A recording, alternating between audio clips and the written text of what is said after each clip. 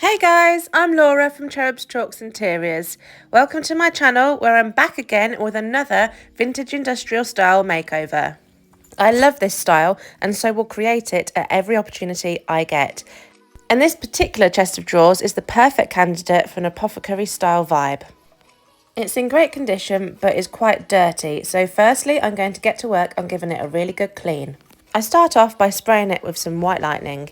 This is a degreaser that comes in a granular form which I mix with water and put into a spray bottle.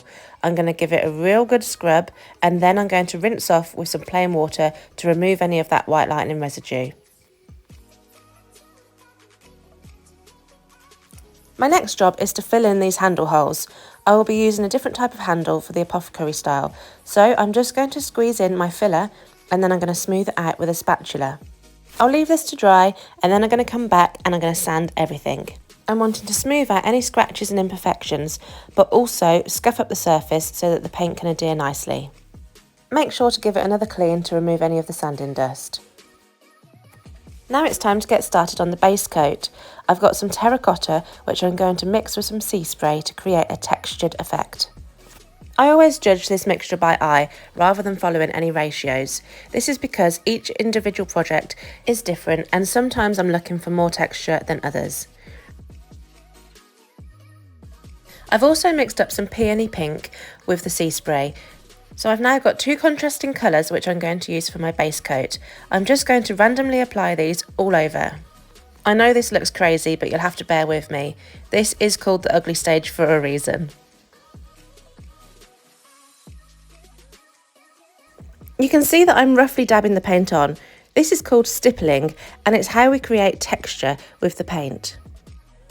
This can sometimes take a while to dry because of how thick the paint is, but once it's all dry I'm going to apply my main coat, which is antebellum blue, my favourite blue in the chalk mineral paint line. I'm using a premium chip brush, which is a natural bristle brush, and I'm just going to get 2 coats of this antebellum blue on. I'm not bothered about how I apply this. I don't want a smooth look, but I don't need to add any more texture either because I've got all of the texture underneath. I just want to get full coverage over that pink and orange base coat, but I will later distress to reveal some layers.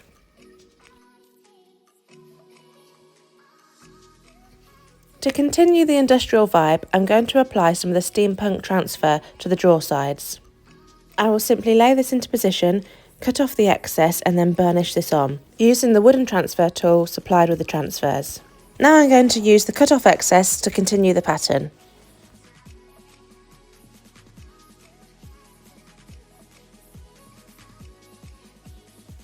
Now the blue has dried, I'm going to distress back to those pink and orange colours underneath.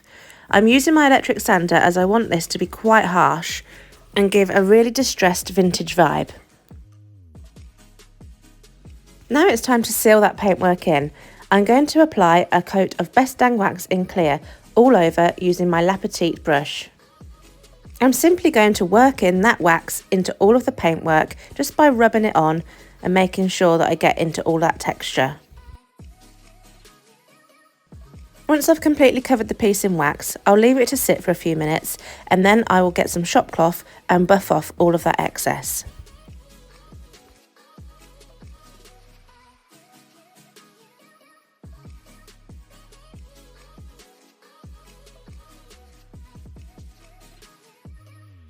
Now I'm going to add some further age and character by applying some Best Dang Wax in brown.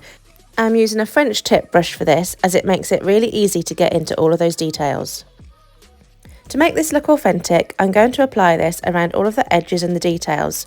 This will look like dirt and grime has built up over the years, as though it has sat getting battered in an industrial workshop all of its life. This is the style that I absolutely love and it is so popular these days. I will now grab a sponge, wipe off any excess and blend in that dark wax. Finally, I added some apothecary style handles and here is the finished look. I absolutely love all of that texture and those colourful layers peeking through. The added grunge look with that dark wax makes it look so much more authentic and really special. Here's a little close-up so you can see all of those textured layers. I really hope that you enjoyed my latest tutorial. If you'd like to see more of my work, you can go over and find me on all of the social media platforms at Cherubs Chalks Interiors. Over the years, I have created so many of these chests of drawers in different colours but in the same industrial style. Which one is your favourite? Let me know in the comments.